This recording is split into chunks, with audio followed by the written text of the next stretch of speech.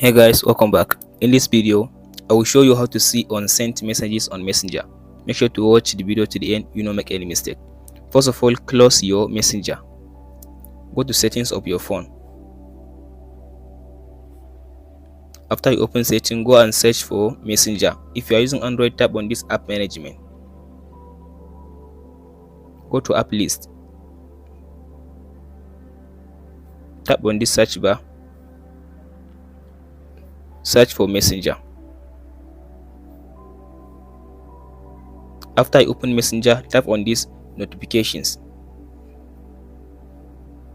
After you open this notification, make sure this allow notification is turned on, this one.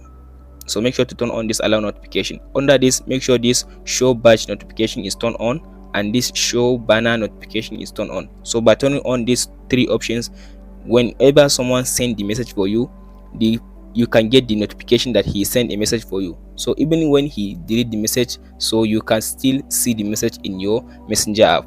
Hope this video helps you out. If you have any question, please let me know in the comment section below. Thank you for watching.